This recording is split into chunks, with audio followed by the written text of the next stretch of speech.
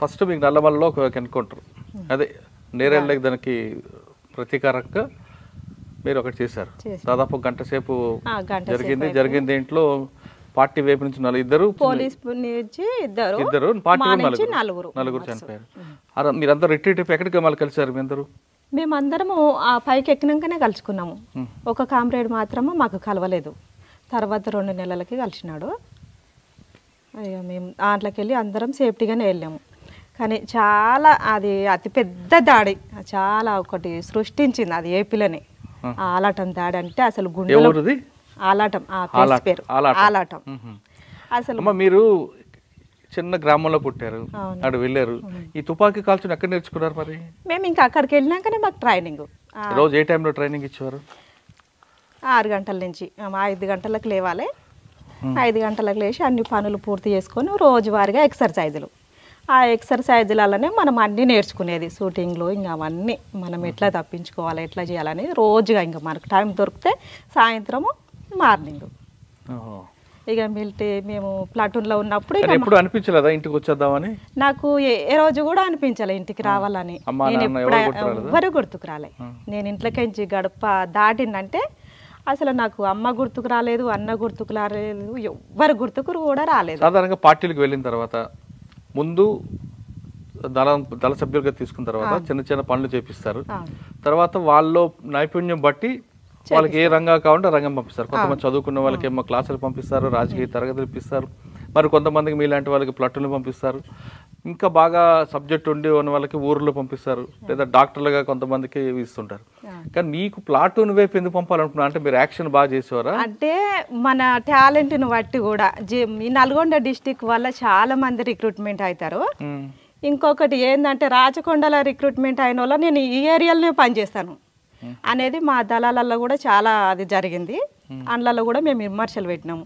ఎందుకు మనము అమ్మ నాయనను వదిలిపెట్టుకొని వచ్చిన వాళ్ళము, ఒక ప్రాంతానికే పరిమితం కాదు కదా మనము అనుకొని నేను అట్లా అర్థం చేసుకొని పార్టీ ఎక్కడికి పంపించినా కూడా నేను ఎక్కడికి వెళ్ళనని నా నోటికి ఎప్పుడు కూడా రాలేదు. అవునా? సరే, అక్కడ పార్టీలో చేశారు. 2000 నుంచి 2000 వరకు, 1990 నుంచి 2006 వరకు ఎంత ఉంటున్నారు ఇక్కడ?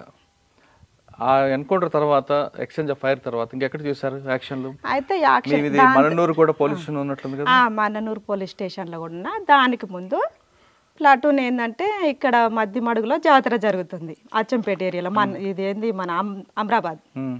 అక్కడ ఎమ్మెల్యే ఇంకొక ఆయన వస్తేనేమో ఏం లేదు, ఆయన వస్తేనేమో ఆయనను చంపేసి వెపన్స్ తీసుకొని రావాలనేది విఐపీ టికెట్ వస్తే.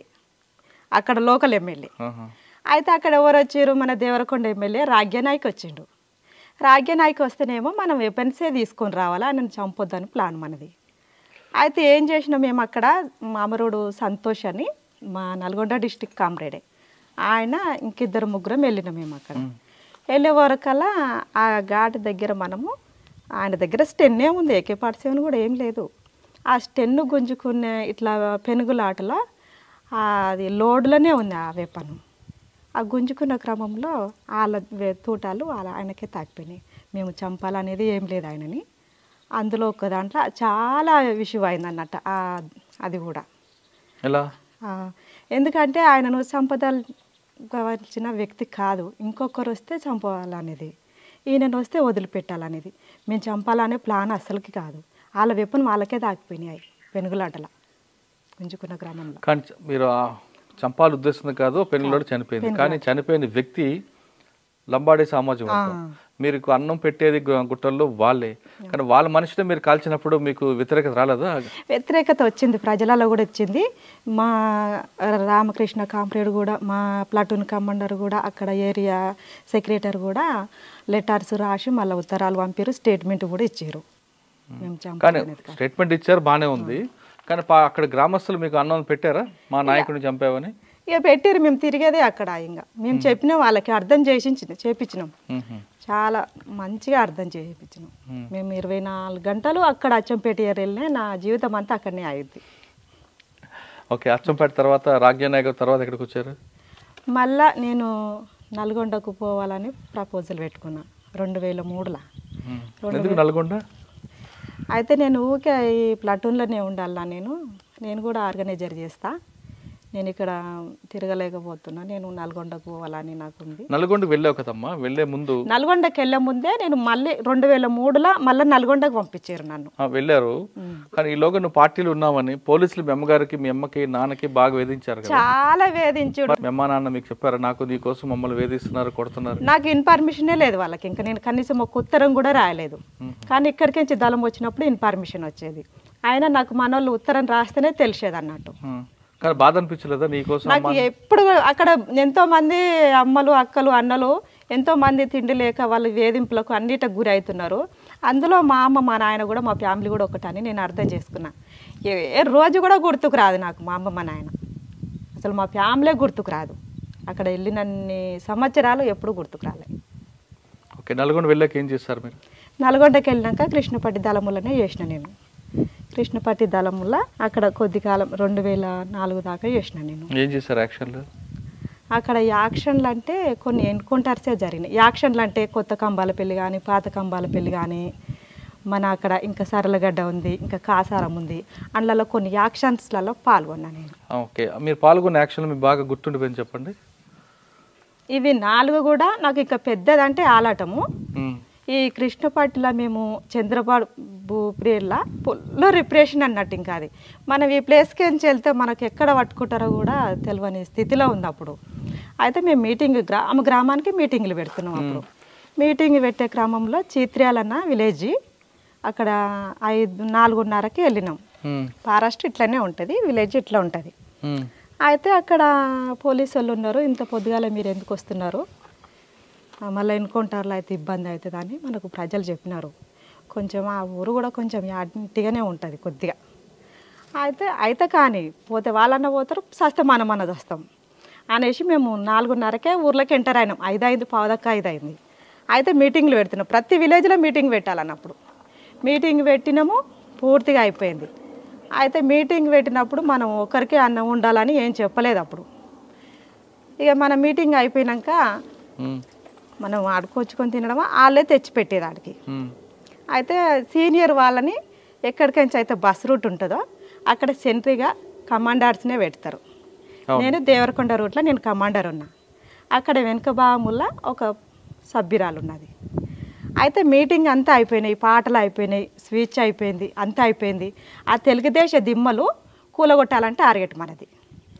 అప్పుడు ఏమైందంటే మీటింగ్ అయిపోయాక నేను ఏ ఎన్కౌంటర్లో అయినా కిట్ బ్యాగులు పోతున్నాయి, అన్నీ పోతున్నాయి, సామాన్లు మళ్ళీ తెచ్చుకోవాలంటే మనకి ఇబ్బంది అవుతుంది. అయితే నేను బ్యాగ్ దించలేదు దాంట్లో, ఎందుకో ఇంకా బ్యాగ్ దించలేదు. నా వెపన్ కూడా 303 ఉంది అందులో. అక్కడ మా కమాండర్ అని కనగల్ కమాండరు, కుర్మయ్య, రవ్య అని ఉండే ముగ్గురం. అయితే నేను పైన ఎక్కి దిమ్మ ఎక్కి లైట్ వేస్తున్నా, వాళ్ళు రాళ్ళు తెచ్చి ఎత్తేస్తున్నారు, ఓరు గడపార తెచ్చిచ్చారు. తెచ్చిచ్చే క్రమంలో పోలీసు వాళ్ళు ఎంక్వైరీ చేసుకొని పోయారు. ఫస్టే మన కాంప్లైంట్స్తోనే మాట్లాడిపోయారు. మాప్టీలు వచ్చి మనము విలేజ్లలో కూడా ఇసొంటి వాళ్ళు ఉంటారు అనేసి మనం కామన్గా తీసుకున్నాం. అంత మీటింగ్ అయిపోయినాక ఏం చేసిరంటే ఆ జెండానే టార్గెట్ చేసిరు వాళ్ళు. ఆ జెండానే టార్గెట్ చేసినప్పుడు ఆ జెండా పైన నేనే ఉన్నాను. 2 కమాండర్స్, మేము 3 కమాండర్స్మే. వాళ్ళిద్దరూ ఒక కామ్రేడు ఎస్ఎల్ఆర్ అక్కడ పెట్టిపోయిండు, ఆ అరువు కానిచ్చి జెండా దిమ్మ కానిచ్చి ఎస్ఎల్ఆర్ వాళ్ళు ఫైరింగ్ కాగానే రిట్రీట్ అయిపోయినారు. నాకు ప్లస్ బ్యాగ్ ఉన్నది, నా వెపన్ ఉంది, ఎస్ఎల్ఆర్ ఆడ వదిలిపెట్టిపోయిండు. వదిలిపెట్టిపోయినాక ఆడికే కొడుతున్నారు, ఎక్కడ వస్తలేవు ఇంకా తూటాలు, AK-47తోనే కొడుతున్నారు. కొడుతున్నాక మనం ఎంతో ప్రాణాలు, ఒక వెపన్స్ తెచ్చుకోవాలంటే ప్రాణాలే పోతున్నాయి స్టేషన్ల పైన పోయినప్పుడు. ఈ ఎస్ఎల్ఆర్ని వదిలిపెట్టాలన్నా 303 వదిలిపెట్టాలన్నా నేను అనే ఒక్క క్షణం అట్లా ఆలోచిస్తే ఈ నా ప్రాణం పోయినా పర్వాలేదు, ఎంతోమంది కామ్రేడ్స్ చనిపోతున్నారు రైడ్కి పోయినప్పుడు, అయినా సరే నేను ఎస్ఎల్ఆర్ తీసుకొనే వెళ్తాను అనుకొని నేను కూడా అదే దిమ్మ స్టార్ట్ చేసుకొని 2 ఫైరింగ్ చేసిన నా వెపన్తో ఫైరింగ్ చేసి నేను ఆ ఎస్ఎల్ఆర్ కూడా సేఫ్టీగా తీసుకెళ్ళినా. అయితే విలేజ్లలో మనకు ఎన్కౌంటర్స్ అయితే ఎట్లుంటాయి అంటే ఆ సినిమాలో జరిగినట్టే ఉంటుంది. నేను ఒక్కదాన్ని, ఆయన అందరు రిట్రీట్ అయ్యి వెళ్ళిపోయినారు. నేను ఏడంగా పోతే నాకు ఎదురవుతారు పోలీసులు, వాళ్ళు కొట్టిరు, బాగానే కొట్టేసారు ఆడికి జెండగాడికి. కానీ ఇంకా ఇక్కడ జరగలేదు, అక్కడ ఒక్కటే టార్గెట్ చేసుకున్నారు. ఎవరుది? చిత్ర్యాల. అక్కడ అయిన తర్వాత మళ్ళీ ఎక్కడికి వెళ్ళారు మీరు? ఇక నేను మనోళ్ళని కలుపుకున్నా, ఇక నేను రిట్రీట్ అయినా, ఇంకా సేఫ్గా వెళ్ళిన దాంట్లోకించి వెళ్ళారు. తర్వాత ఇంకో యాక్షన్ ఎక్కడ ఉంది? ఇంకో యాక్షన్ పెద్దాపురం ఒకటి.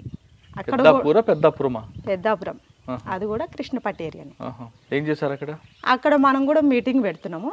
మీటింగ్ పెట్టి అన్నం తిన క్రమంలో పోలీసు వాళ్ళు ఫైరింగ్ చేసారు మన మీద.